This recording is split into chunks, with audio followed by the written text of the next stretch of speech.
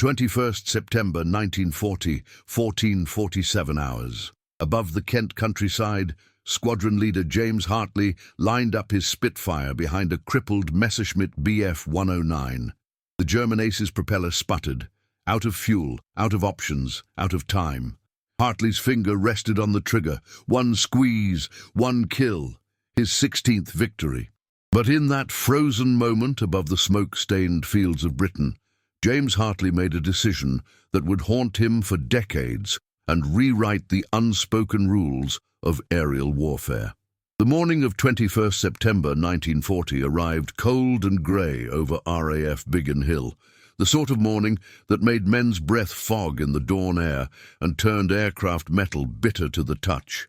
Flight Lieutenant James Hartley stood outside Dispersal Hut number 3, nursing a tin mug of weak tea that had gone lukewarm an hour ago.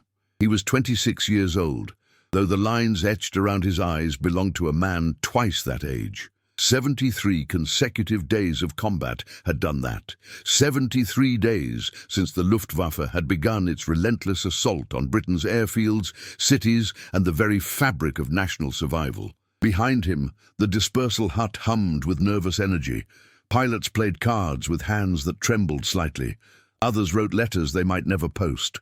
The constant readiness was exhausting. Pilots slept in their clothes, boots laced, May Wests already fastened, waiting for the telephone to shriek its urgent summons. When it rang, they had 2 minutes to be airborne. 2 minutes between relative safety and screaming into combat at 20,000 feet, where temperatures dropped to -40 and enemy fighters waited like wolves. James had flown 4 sorties yesterday. He'd shot down a Dornier bomber over Maidstone in the morning, damaged a Messerschmitt 110 over the Thames estuary at noon, and spent the evening patrol-dodging anti-aircraft fire from nervous Home Guard units who couldn't tell a Spitfire from a Heinkel. He'd landed after dark, hands cramping on the control column, ears ringing from engine noise and gunfire, to find his ground crew working by torchlight to patch 27 bullet holes in his aircraft's fuselage. The statistics were devastating. RAF Fighter Command had lost 103 pilots killed in action during August alone. Another 128 had been wounded so severely they'd never fly again. The replacement pilots arriving from operational training units had barely 60 hours on Spitfires. Young men with school certificates and optimism flying against Luftwaffe veterans with hundreds of combat hours over Poland, France, and Norway. The average life expectancy of a new fighter pilot in September 1940 was 4 days. James had survived since July. That made him practically ancient. "Hartley!" The shout came from dispersal. "Scramble! Angels 20, Vector 190. The telephone had rung. 2 minutes. James dropped his tea and ran. Around him, 11 other pilots sprinted toward their aircraft where ground crews were already priming engines. His Spitfire, registration K9998, Kathy, painted in faded letters below the canopy after a girl he'd known before the world went mad, sat waiting like a faithful hound. Leading aircraftman Davies stood on the wing, harness already laid out. "She's fueled and armed, sir," Davies shouted over the whine of starter motors firing across the airfield. 8 guns, full ammunition, 300 rounds per gun, engine temperatures good, oil pressure steady. James clambered onto the wing, feet finding familiar footholds, and dropped into the narrow cockpit. The seat was still warm from the morning patrol.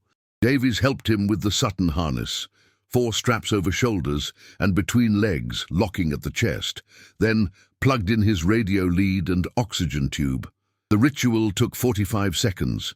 James had done it so many times his hands moved by muscle memory. "Good hunting, sir," Davies said, jumping clear. James nodded, already scanning instruments. Fuel gauge reading full, 85 gallons. That gave him roughly 90 minutes of flight time, less if he needed combat power. Oil pressure steady at 70 pounds per square inch. Coolant temperature rising toward operating range. Magnetos armed. Gun button to fire. Reflector gun sight brightness adjusted for afternoon sun. The Merlin engine thundered to life, 12 cylinders of liquid-cooled power producing 1,030 horsepower that made the entire airframe shake. James released the brakes and opened the throttle. K9998 accelerated across the grass, tail lifting as speed built. Then suddenly the bumping stopped, and they were airborne, climbing hard into the smoke-hazy sky over Kent. 11 other Spitfires formed up around him. They climbed through 5,000 feet, then 10,000. Kent shrinking below into a patchwork of green fields and grey villages. At 15,000 feet, James switched on his oxygen supply. Without it, men became confused and drowsy as the air thinned. At 18,000 feet, he could see the English Channel, stretching away toward France, sunlight glinting off the water like scattered diamonds. Then he saw them. The raid was massive, perhaps 80 aircraft in total. Dornier bombers in tight formations, their greenhouse cockpits glinting, flying in stepped layers between 18,000 and 20,000 feet. Above them, weaving protectively, came the escort fighters. Messerschmitt Bf-109s, the feared Emil variant, their angular shapes distinctive even at 5 miles distance. The bombers were heading northwest toward London, toward the docks and warehouses and homes where 3 million people lived. "Bandits ahead, 12 o'clock level," James called over the radio, his voice steady despite his accelerating heart rate. "Bombers with fighter escort. Blue section, take the snappers. Red section, will go for the bombers. Attack now." He pushed the throttle forward to emergency boost, and the Merlin's roar intensified. The Spitfire surged forward, closing the gap at over 400 miles per hour. Around him, his squadron scattered into pairs, wingmen staying close as they'd been drilled endlessly during training. The fundamental rule of fighter combat: never fly alone, stay in pairs, watch your wingman's tail as he watches yours. James selected a Dornier bomber slightly separated from its formation and rolled into a diving attack, coming at it from the high port quarter where the gunner's field of fire was weakest. At 400 yards, he could see the bomber's crew frantically traversing their guns. At 300 yards, he opened fire. The Spitfire's 8 Browning machine guns hammered in unison, the recoil making the entire aircraft shudder, tracer rounds arcing away in streams of lethal fire. James held the trigger for 3 seconds, 300 rounds expended, then broke hard left as return fire streaked past his canopy. He caught a glimpse of his bullets striking the Dornier's starboard engine, which began trailing smoke. Then chaos erupted. A Messerschmitt 109 came screaming down from above, cannon fire stitching the air where James had been a second earlier. He yanked the Spitfire into a violent turn, pulling so hard the G-forces crushed him into his seat, and grey tunnels narrowed his vision. The 109 overshot, and James reversed, trying to get behind it. But 2 more German fighters were already diving to assist their comrade. The dogfight became a swirling melee of aircraft. James fired at a bomber, missed, broke away from an attacking fighter, climbed hard, rolled inverted, dove again. His wingman called out a warning, then went silent. James glimpsed a Spitfire spinning, earthward trailing smoke and flame. Around him, men were dying in burning aircraft, bailing out over hostile countryside, or fighting with the desperate fury of those defending their homes. James found himself chasing a Dornier, limping away from the main formation, one engine dead, trailing smoke. He closed to 200 yards and fired a long burst that shattered the bomber's cockpit glazing. The Dornier began a slow spiral downward. Through his canopy, James could see the crew inside, could see the pilot slumped over the controls. He felt nothing, no triumph, no remorse, just the mechanical action of fighting and surviving. Then his engine coughed. James's eyes snapped to his instruments, coolant temperature climbing rapidly, oil pressure fluctuating. A sharp, metallic smell filled the cockpit, glycol coolant. He'd been hit without realizing it, probably during the initial dogfight. Now coolant was streaming from a punctured radiator, and without coolant, his Merlin engine would seize within minutes. "Red leader to control," James transmitted, fighting to keep his voice calm. "I'm hit. Coolant loss. Returning to base." He turned northeast toward Biggin Hill, reducing power to conserve what little coolant remained. Below, Kent rolled past, fields and villages and roads. He could see the scars of war everywhere, bomb craters in fields, burned-out buildings in towns, the twisted wreckage of aircraft dotting the countryside like discarded toys. At 12,000 feet, his engine temperature reached critical levels. At 10,000 feet, the engine began making terrible grinding noises. At 8,000 feet, with Biggin Hill visible in the distance, the Merlin seized with a bang that shook the entire airframe, then fell silent.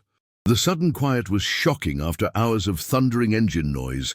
James was now flying a glider, a heavy, poorly designed glider with the aerodynamic efficiency of a brick. He had perhaps 2 minutes before he'd be forced to crash land in a field.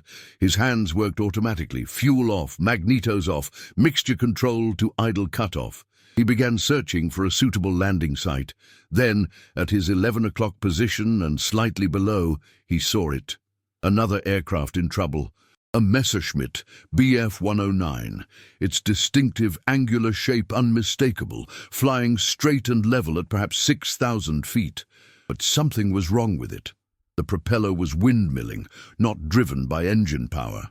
The German fighter was also gliding, also looking for somewhere to land. James adjusted his glide path, angling toward the 109. As he closed, he could see it clearly. A dusty yellow nose, black fuselage crosses, individual exhaust stains along the engine cowling. The canopy was open, and he could see the pilot's head turning, searching the sky behind him. Not yet aware of James's approach.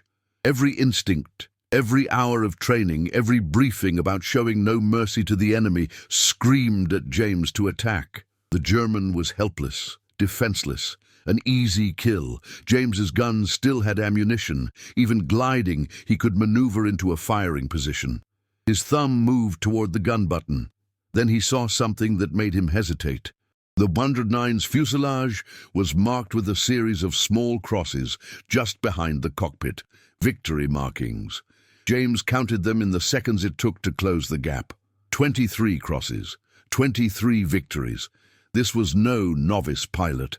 This was an ace, one of the Luftwaffe's finest, a man who had shot down 23 Allied aircraft, killing who knew how many RAF pilots, men James might have known. The German pilot finally spotted him. James saw the man's head snap around, saw his body stiffen in his harness. The German was trapped. No fuel, no speed, no ability to maneuver. He sat rigid in his cockpit, waiting for the bullets that would kill him. James closed to 200 yards. Effective firing range. His thumb rested on the gun button. One squeeze, one 3-second burst. 300 rounds of .303 ammunition would turn that cockpit into shredded metal and torn flesh. The war would be one dangerous German pilot shorter. But James didn't fire. Instead, in a decision that defied every rule of aerial combat, every directive from command, every logical military consideration, James pulled his Spitfire alongside the crippled Messerschmitt and held formation. The German pilot stared at him across the narrow gap between their wingtips, his face clearly visible, young, perhaps 24, with fair hair and a thin moustache. Their eyes met and held. James pointed downward, toward a large grass field ahead. A meadow, perhaps 40 acres, relatively flat, free of obvious obstacles. A possible landing site for both of them. The German pilot followed James's pointing finger, then looked back at James and nodded once. A sharp, military nod of acknowledgement and understanding. Together, two enemies, who moments ago had been trying to kill each other, set up their final approaches to land in the same English field.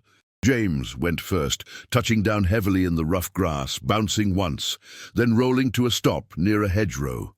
Behind him, the Messerschmitt touched down, bounced twice. The 109 had a narrow undercarriage that made ground handling treacherous, then slowed and stopped perhaps 100 yards away. James unstrapped and climbed out of his cockpit onto the Spitfire's wing. In the distance he could hear church bells ringing, the invasion warning system, and the sound of vehicles approaching. The Home Guard would be here within minutes. So would his RAF comrades. There would be questions. There would be consequences for not shooting down an enemy pilot when he'd had the chance. But as James stood on his wing in that quiet English meadow, watching the German pilot climb from his cockpit with hands raised, he knew he'd made a choice that transcended the simple mathematics of warfare. He'd seen something in that frozen moment, a recognition of shared humanity, of mutual respect between warriors, of a code older than nations or ideologies. The war would go on, men would continue dying, but in that field on that September afternoon, one life had been spared when it could have easily been taken, and James Hartley would spend the rest of his life wondering if he'd been a fool or if he'd glimpsed something worth preserving even in the midst of total war. The Home Guard arrived 16 minutes after both aircraft touched down, a motley collection of men in ill-fitting uniforms carrying an assortment of weapons that ranged from proper Lee Enfield rifles to shotguns borrowed from farmers. They surrounded the German pilot with aggressive efficiency, rifles pointed, shouting commands. The young Luftwaffe ace stood motionless with hands raised, his leather flying jacket marked with oil stains, his face impassive. James watched from beside his Spitfire as three men approached him. The leader was a stout man in his 50s, wearing corporal's stripes and a suspicious expression. "Flight Lieutenant? You all right, sir? We heard the dogfight overhead. Jerry, give you trouble landing?" "Engine hit. Forced landing," James said, his voice flat. He didn't elaborate. Behind the corporal, he could see more Home Guard members roughly searching the German pilot, removing his sidearm, checking his pockets. The young man endured it with rigid dignity, staring straight ahead. A Bedford truck arrived 20 minutes later carrying an RAF intelligence officer from Group Headquarters, a thin, pinch-faced man named Squadron Leader Morrison, who immediately took charge of the situation with bureaucratic precision.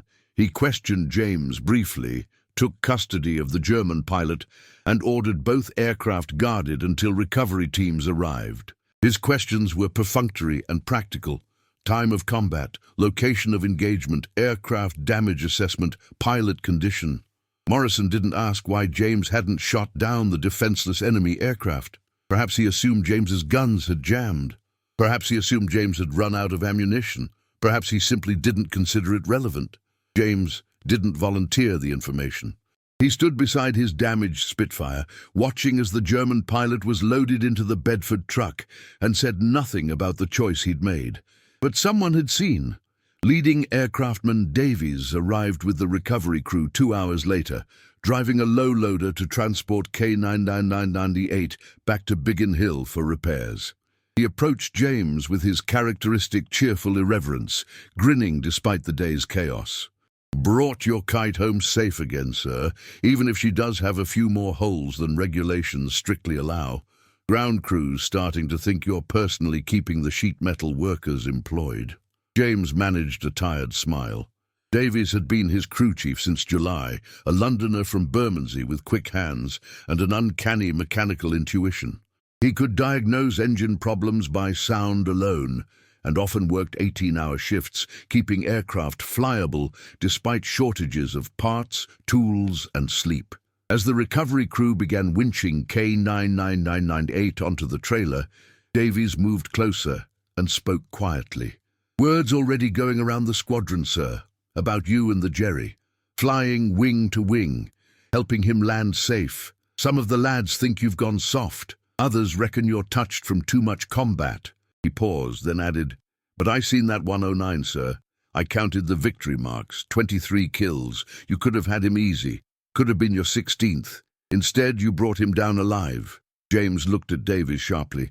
"Does anyone else know I could have shot him?" Pilot Officer Wickham saw it. He was limping home himself, wounded in the leg, flying at about 8,000 feet. Said he watched the whole thing through binoculars. Said he couldn't believe what he was seeing, you pulling alongside a crippled Jerry instead of finishing him off. Davies met James's eyes. "He told me. Don't know who else he's told." "I see." James felt a cold weight settle in his stomach. Wickham was young, eager, aggressive, a 20-year-old from Bristol who'd arrived at the squadron in August with barely 70 hours total flying time. He'd already shot down 3 German aircraft and was hungry for more. He wouldn't understand mercy. He'd see only weakness, or worse, betrayal. The ride back to Biggin Hill took 40 minutes along roads pocked with bomb craters and patched with rubble.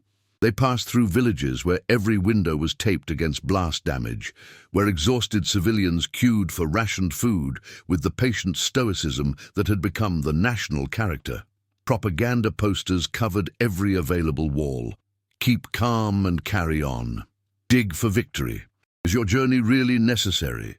Britain, in September 1940, was a nation under siege. The Luftwaffe had dropped 5,300 tons of high explosive and 9,000 incendiary bombs on London alone during the first 2 weeks of the Blitz.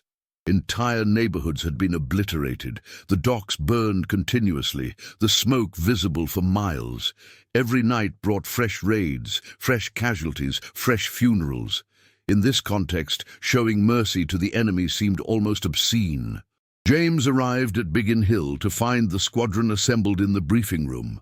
Wing Commander Harper, the station commander, stood at the front looking grim. The day's losses were being tallied. 3 Spitfires destroyed, 2 pilots killed, 1 wounded. Against that, they'd claimed 4 confirmed bomber kills and 2 fighters damaged. The mathematics of attrition warfare played out in blood and aluminum. Harper dismissed the squadron, but asked James to remain. When the room cleared, Harper closed the door and stood looking at James for a long moment. He was 42, a veteran of the First War who'd learned to fly in 1916 and survived 2 years over the Western Front. His face was weathered leather, his eyes perpetually tired. "I've had a report," Harper said finally, "from Pilot Officer Wickham. He says you had an opportunity to destroy an enemy aircraft but declined to do so. He says you escorted a German fighter safely to ground instead of shooting it down. Is this accurate?" James chose his words carefully. "The German aircraft was out of fuel and gliding. The pilot was defenseless. I made a tactical decision that capturing a Luftwaffe ace alive for interrogation had more intelligence value than killing him." It wasn't quite a lie. It wasn't quite the truth. Harper studied him. "The German pilot has been identified. His name is Lieutenant Franz Stegler. 23 confirmed victories. He's been shooting down our aircraft since July. Spitfires, Hurricanes, even managed to damage a Wellington bomber over the Channel. He's personally responsible for killing or wounding at least 15 RAF pilots. And you helped him land safely?" "Yes, sir." "Why?" The question hung in the air between them. James struggled to articulate something he barely understood himself. "He was helpless, sir. Out of ammunition, out of fuel, unable to maneuver or defend himself. Shooting him would have been murder, not combat." Harper's expression didn't change. "It would have been 1 fewer enemy pilot to kill our men tomorrow." "Yes, sir. But you chose not to." "Yes, sir." Harper walked to the window and stared out at the airfield where ground crews worked on damaged aircraft under harsh electric lights. The sun had set. In a few hours, the Luftwaffe night bombers would come again, targeting London, targeting the airfields, targeting anything that kept Britain fighting. "There are men in this squadron," Harper said slowly, "who have lost brothers to the Luftwaffe. Wickham's older brother was killed over Dunkirk in June. Flight Lieutenant Patterson's sister died in a bombing raid on Southampton. Half our ground crew lost homes in London during the raids. They will not understand mercy toward the enemy. They will see it as weakness or disloyalty." "I understand, sir." "Do you?" Harper turned to face him. "Because I'm not certain I understand it myself. We're fighting for survival. Every German aircraft destroyed, every German pilot killed, brings us 1 step closer to winning this war. Personal honor and chivalry are luxuries we can't afford." James felt anger flare despite his exhaustion. "Is that what we've become then? Killers who shoot defenseless men? Is that what we're fighting for? The right to abandon every principle of decency and become monsters ourselves?" Harper's eyes flashed. "We're fighting for our families, our homes, our country's existence. The Luftwaffe isn't showing us mercy when they bomb hospitals and schools. They aren't taking prisoners when they strafe refugee columns. This is total war, Hartley, and total war requires total commitment." "Then we've already lost," James said quietly, "if we become indistinguishable from the enemy." The silence stretched between them, filled with unresolved tension and unspoken truths. Finally, Harper sighed. "I'm not going to discipline you. Officially, your decision to escort the German to ground for capture is considered tactically sound. The intelligence officers are already interrogating Lieutenant Stiegler. If we extract useful information about Luftwaffe tactics or capabilities, your decision will be vindicated. And unofficially, you've created division in the squadron. Some men agree with you. Others consider you a traitor. You need to understand the cost of your choice, Hartley. You may have saved one German life, but you've compromised unit cohesion when we need it most. That's the burden you'll carry." James nodded stiffly. "Permission to be dismissed, sir?" "Granted." "But Hartley—" Harper's voice stopped him at the door. "Be careful. Not everyone will be as understanding as I am. And if this happens again, I won't be able to protect you from the consequences." James left the briefing room and walked across the darkened airfield toward the officers' mess. Above, searchlights stabbed the sky, hunting for bombers that hadn't yet arrived. Anti-aircraft batteries waited in silent readiness. Britain held its breath for another night of fire and terror. In the mess, the surviving pilots clustered in small groups, drinking weak beer and pretending not to stare as James entered. Wickham sat with 3 other junior pilots, his voice carrying clearly across the room. "Should have shot the bastard. That's what fighters do. We kill the enemy, not bloody escort them safely home like some kind of gentleman's flying club." James walked to the bar, ordered a whiskey, and drank it, standing alone. The burn of cheap alcohol provided momentary distraction from the weight of judgment he could feel pressing against his back. He'd made his choice. Now he'd live with the consequences. Outside, the air raid sirens began their mournful wail. The bombers were coming again. Men rushed to shelters. James simply stood at the window and watched the searchlights sweep the darkness, hunting for death falling from above. In that moment, he wondered if Harper was right. If mercy was indeed a luxury they couldn't afford. If he'd been a fool to spare Lieutenant Franz Stiegler when the man would simply return to Germany, recover, and come back to kill more British pilots. But then James remembered that frozen instant when their eyes had met across the narrow gap between their wingtips. The recognition he'd seen there, not just fear, but understanding. Mutual respect between warriors. A shared acknowledgement of their common humanity, despite the uniforms and flags and ideologies that divided them. Perhaps he had been a fool. Perhaps his choice would cost British lives. But James Hartley refused to believe that survival required abandoning every principle worth surviving for. Even in the darkest hour, even when defeat seemed inevitable, there had to be room for honor, for mercy, for the recognition that the enemy was human too. The first bombs began falling on London 17 miles away, visible as orange flashes against the horizon. James finished his whiskey and went to find his cot. Tomorrow would bring more combat, more death, more impossible choices. But tonight, one man lived who might otherwise have died. James would have to decide if that was enough. Lieutenant Franz Stiegler sat in the interrogation room at RAF Northolt and tried to understand what had happened. The room was bare concrete, cold despite the season, furnished with only a metal table and 2 chairs. A single electric bulb hung from the ceiling, casting harsh shadows. Across from him sat an RAF intelligence officer who spoke excellent German and asked precise, methodical questions about squadron dispositions, aircraft capabilities, and bomber tactics. Franz answered with carefully rehearsed evasion. Name, rank, service number, nothing more. It was his duty as a prisoner of war. But his mind kept returning to those impossible minutes above Kent when the British Spitfire had appeared beside him. He'd been certain he was about to die. His engine had quit at 12,000 feet, fuel exhausted after a running battle that stretched from the Thames estuary to deep inside England. He desperately searched for the channel, hoping to glide far enough to ditch in the water where German air-sea rescue might find him. But his altitude bled away too quickly, and he'd accepted the inevitable. He would be captured or killed over enemy territory. Then the Spitfire had appeared.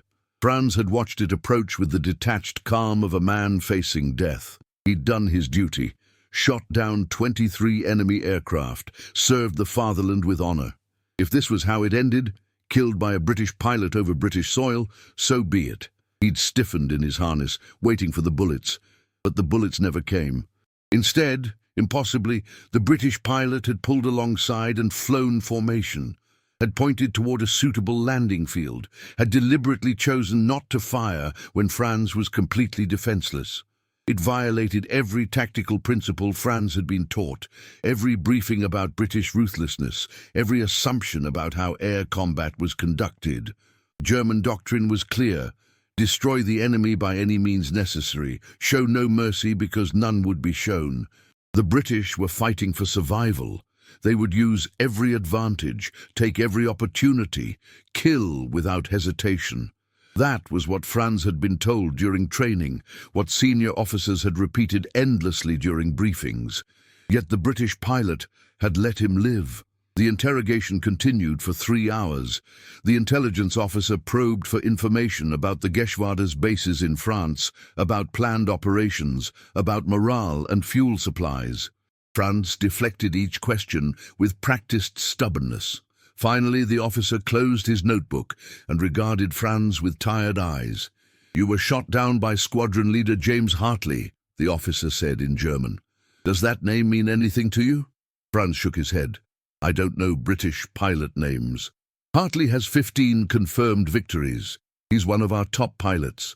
He could have shot you down easily when your aircraft was out of fuel.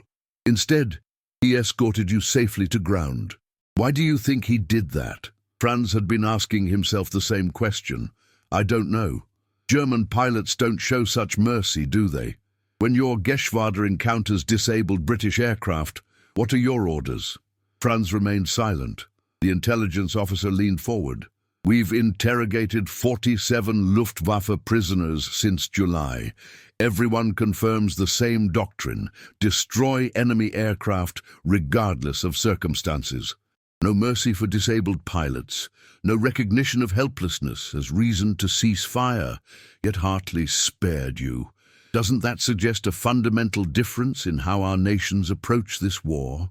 "It suggests," Franz said carefully, "that individual pilots make individual choices that don't necessarily reflect national doctrine." "An interesting answer." The officer made a note. "You'll be transferred to a prisoner of war camp tomorrow. The war is over for you, Lieutenant. You should feel fortunate that you encountered one of the few British pilots willing to show compassion." After the interrogation ended, Franz was taken to a holding cell, a converted storage room with a cot, a bucket, and one small window looking out over the airfield. Through the window, he could see Spitfires and Hurricanes being prepared for afternoon patrols. Ground crews swarmed over the aircraft with efficient urgency, refueling, rearming, patching damage.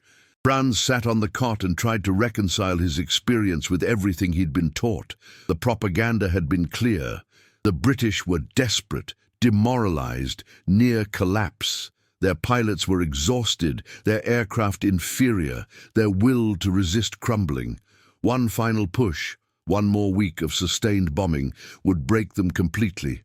But Franz had seen no evidence of British collapse. The Spitfire pilot who'd spared him had flown with confidence and skill. The airfield below buzzed with disciplined activity, despite obvious battle damage. Bomb craters hastily filled, damaged hangars still functioning, aircraft flying despite shortages. The guards who'd captured him were determined, organized, professional. The intelligence officer had been sharp and thorough. This didn't match the portrait of a nation on the verge of surrender. That evening, Franz was given a meal. Weak tea, bread with margarine, tinned meat that tasted like sawdust. The food was barely adequate, obviously rationed, but it was served without cruelty. The guard who brought it was an older man, perhaps 50, who spoke no German, but communicated through gestures and broken phrases. He seemed neither hostile nor friendly, simply doing his duty with British reserve. Through the window, Franz watched the sun set over Kent. In Germany, his squadron would be learning of his loss. His aircraft would be recorded as missing. His personal effects would be packed. His parents would receive a telegram. Lieutenant Franz Stegler missing in action over England, presumed lost. He wondered if they'd also be told that he'd been spared by an enemy who had every tactical justification to kill him. He wondered if German command would understand the implications. He wondered if anyone would care. Meanwhile, the ripples of that single act of mercy spread in ways neither Franz nor his British counterpart could anticipate. At Jagdgeschwader 26's airfield near Calais, Hauptmann Gerhard Schöpfel stood before his assembled pilots and briefed the day's losses. 2 aircraft destroyed, 1 pilot killed, 1 missing. Stegler. The mood was grim. The campaign against England was proving far more costly than anticipated. British fighters appeared in greater numbers than intelligence had predicted. RAF pilots fought with desperate ferocity. The promised collapse hadn't materialized. Lieutenant Stegler is confirmed captured, Schöpfel told his men. British radio intercepts mention a German pilot taken prisoner near Biggin Hill. We must assume it's him.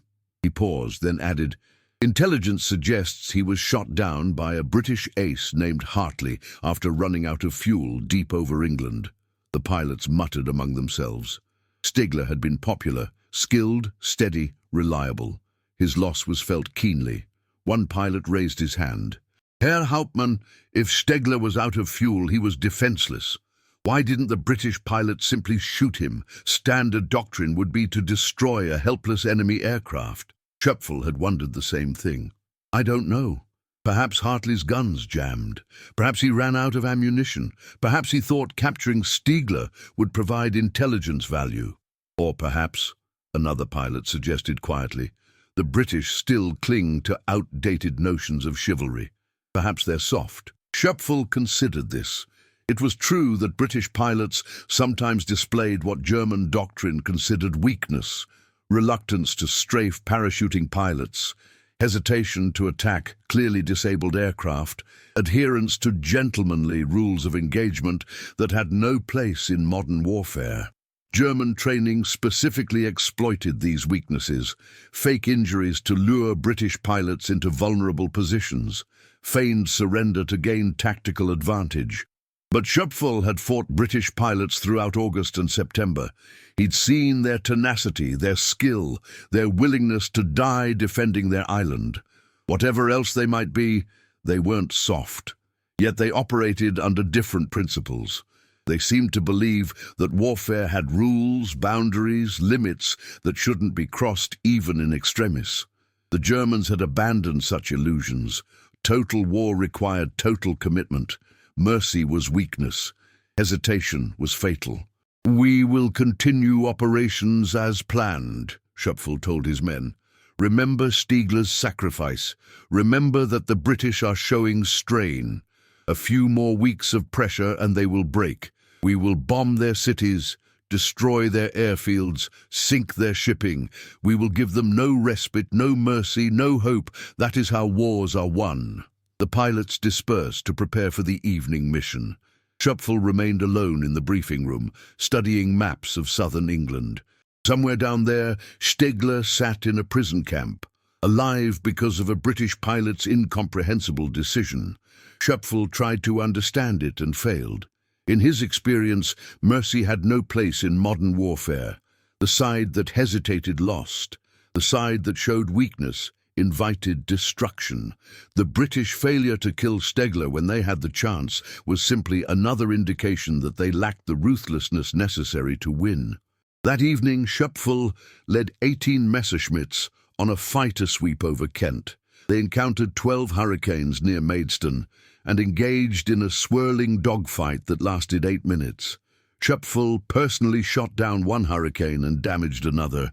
His wingman destroyed a second Hurricane. British pilots bailed out or crashed. One parachuted safely. Schöpfel considered strafing him as he descended, but decided it wasn't worth the ammunition. Not mercy, just tactical calculation. The fundamental difference between the two air forces was becoming clear through such small moments. The RAF operated with unwritten rules about when killing was acceptable and when it crossed into murder. The Luftwaffe had no such constraints. Both sides paid costs for their choices, but in different currencies. The Germans in moral compromise, the British in tactical disadvantage. Franz Stiegler, sitting in his cell at RAF Northolt, understood this distinction with painful clarity. He'd been trained to kill without hesitation, had done so 23 times, had celebrated victories without guilt because that was his duty as a soldier. But one British pilot had seen him not as a target, but as a fellow human being, had made an impossible choice to preserve life rather than take it. And in that choice, Franz glimpsed a different way of waging war. One that might cost the British dearly in tactical terms, but preserved something essential about their character. He wondered which side would ultimately prove right, the Germans with their ruthless efficiency, or the British with their stubborn adherence to principles that seemed increasingly obsolete in an age of total war. Outside his window, searchlights began sweeping the darkening sky. Soon the bombers would come, dropping high explosives and incendiaries on London. More civilians would die, more homes would burn. The war would grind on with industrial pitilessness. But somewhere in England, squadron leader James Hartley had made a choice that suggested the war hadn't yet destroyed every trace of humanity. Franz found himself hoping that when the final accounting was made, such choices would matter more than tactical victories or strategic calculations. It was a small hope, perhaps a foolish one, but it was all he had. The war ground on with methodical brutality. September became October, October became November, and the Battle of Britain slowly transformed from existential crisis into grinding attrition. The Luftwaffe continued its bombing campaign, but with decreasing intensity as German losses mounted and British defences strengthened. RAF Fighter Command, despite horrific casualties, 544 pilots killed by the end of October, maintained operational capability through desperate improvisation and the steady stream of replacement aircraft from factories working round the clock. Squadron leader James Hartley continued flying combat missions through the autumn of 1940. He shot down 2 more German bombers in late September, damaged a Messerschmitt 110 in early October, and survived a forced landing after taking cannon fire through his engine on November 2nd. His victory total reached 17 confirmed kills by the time Hitler postponed Operation Sea Lion, the planned invasion of Britain, indefinitely on October 12th. But the incident with Lieutenant Franz Stiegler haunted him. The squadron never fully reconciled itself to his decision. Pilot Officer Wickham remained vocally critical, calling Hartley's choice cowardice disguised as mercy. Other pilots were more circumspect, but no less divided. Some agreed that shooting defenseless men violated standards of honor worth preserving. Others argued that war allowed no room for sentiment, that every German pilot spared would return to kill British pilots. The debate created factions and tensions that Wing Commander Harper struggled to manage. In late November, after particularly heavy losses during a bomber escort mission over the Channel, Harper called James into his office for a private conversation. The station commander looked exhausted, years older than his 42 chronological age. Dark circles shadowed his eyes, and his hands trembled slightly with accumulated stress. "I'm rotating you off combat operations," Harper said without preamble. "Effective immediately, you're being transferred to number 58 Operational Training Unit as a flight instructor. You'll teach new pilots how to survive their first encounters with the Luftwaffe." James felt a surge of relief mixed with guilt. Relief at escaping the daily terror of combat, guilt at leaving the squadron while the war continued. "Sir, This isn't punishment," Harper interrupted. "You've flown 147 combat missions since July. You're exhausted physically and mentally. You need rest before you make a fatal mistake. Besides, we need experienced instructors. The OTUs are sending us pilots with 60 hours total flight time. They're dying in their first week. You can help keep them alive long enough to develop combat skills. What about the squadron, sir? What about the Stiegler incident? Harper leaned back in his chair. It's faded, mostly. Men have other concerns now, like staying alive through winter. But your decision created doubt about your tactical judgment that I can't completely resolve. Some pilots trust you completely. Others question whether you'll prioritize their lives over abstract principles of honor. That division undermines unit cohesion. James absorbed this silently. He'd understood the consequences of his choice, but hearing them articulated so starkly was painful. Harper continued, "For what it's worth, I think you made a defensible decision given the circumstances. The intelligence we extracted from Stiegler proved valuable. We learned details about Luftwaffe fighter tactics that have saved lives, but the cost in squadron morale was real. This transfer resolves the issue for everyone." James was posted to 58 OTU at Grangemouth in Scotland 3 days later. He spent the winter of 1940-41 teaching terrified young men how to fly Spitfires in combat, how to manage engine power and ammunition, how to survive dogfights against experienced German pilots. He watched some of his students die in training accidents. He read casualty reports from operational squadrons and recognized names. Boys he'd taught who'd lasted 2 weeks, 3 weeks, sometimes only days before being shot down. The weight of responsibility was different from combat, but no less crushing. In March 1941, James received unexpected news through official channels. Lieutenant Franz Stiegler had been transferred from a prisoner of war camp to a facility in Canada. The move was routine. Shipping German prisoners overseas reduced strain on British resources and minimized escape risks. But what struck James was a note appended to the official notification. Stiegler had requested permission to send a letter to the British pilot who helped me land safely in September 1940. The letter arrived 2 weeks later, forwarded through military censors who'd redacted portions, but left the core message intact. Squadron Leader Hartley, I write this, not knowing if you will receive it or care to read it. I am told prisoners are permitted limited correspondence, so I use this privilege to say what has troubled me for 6 months. You spared my life when I was defenseless. I do not fully understand why. German doctrine would have demanded you destroy me. British tactical advantage dictated the same, yet you chose mercy. I have had many months in captivity to reflect on this choice. My conclusion is that you saw something I had forgotten, that we are soldiers, not murderers. That warfare, however brutal, need not extinguish every trace of humanity. That honor matters even when pragmatism suggests otherwise. I cannot repay this debt.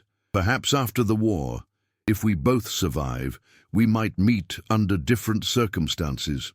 Until then, please know that your choice has changed how I understand this conflict and my part in it. With respect and gratitude, Franz Stiegler James read the letter 3 times, then folded it carefully and placed it in his personal effects. He never replied. Regulations forbade correspondence with enemy prisoners, but the letter provided validation he hadn't realized he needed. His choice had mattered. Not tactically or strategically, but humanly. The war continued with escalating savagery.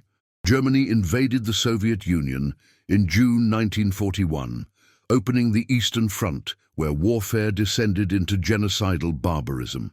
America entered the conflict in December 1941, after Pearl Harbor, transforming the European war into a global conflagration. The RAF Bomber Command began area bombing German cities with increasing intensity. The Luftwaffe continued its night blitz on British industrial centers.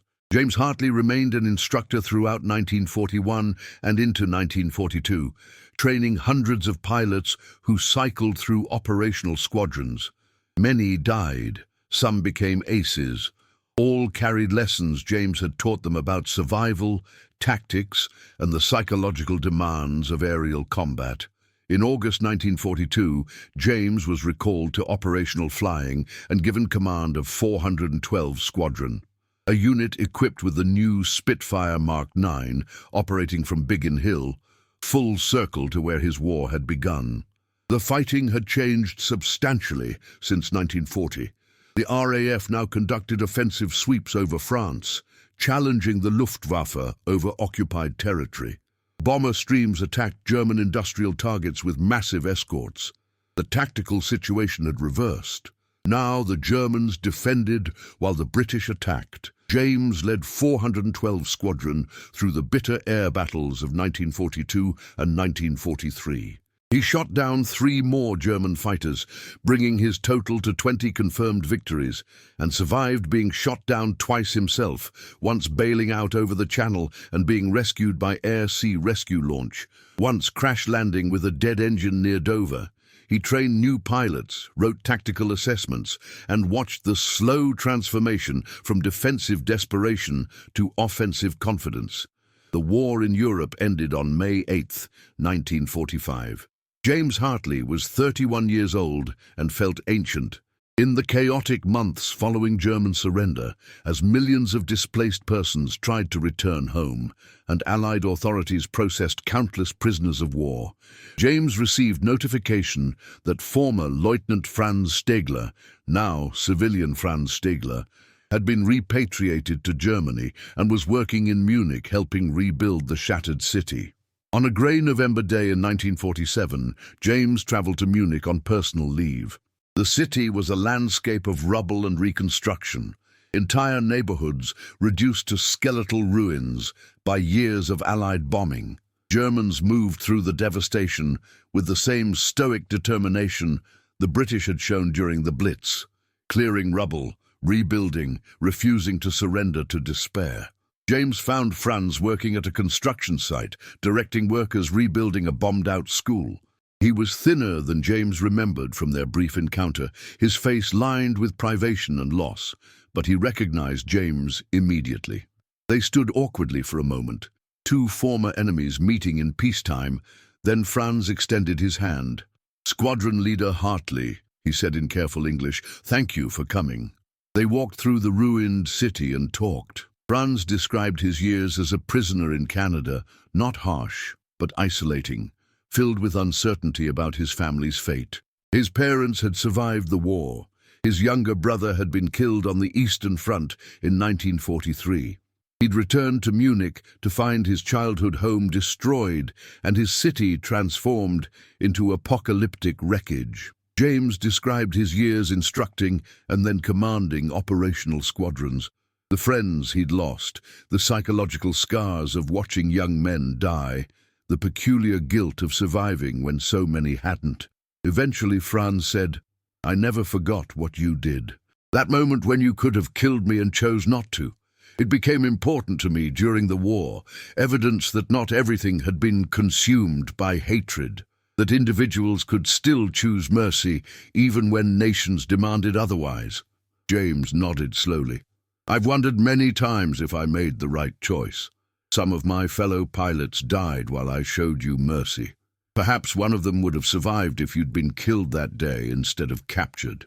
"Perhaps," Franz agreed. "War creates impossible mathematics, but I think your choice represented something beyond tactical calculation. It suggested that even in total war, there are boundaries that shouldn't be crossed. That treating enemies as humans rather than targets preserves something essential about civilization." They parted late that afternoon with a promise to correspond. Over the following years, as Europe slowly rebuilt and the Cold War transformed former allies into adversaries, James and Franz maintained an irregular but genuine friendship. They exchanged letters describing their post-war lives. Franz eventually became a civil engineer involved in Munich's reconstruction. James joined British European Airways as a commercial pilot, flying passengers rather than combat missions. The story of their encounter remained private for decades. James rarely spoke about it, uncomfortable with the attention it might generate. Franz occasionally mentioned it to close friends, but never sought publicity.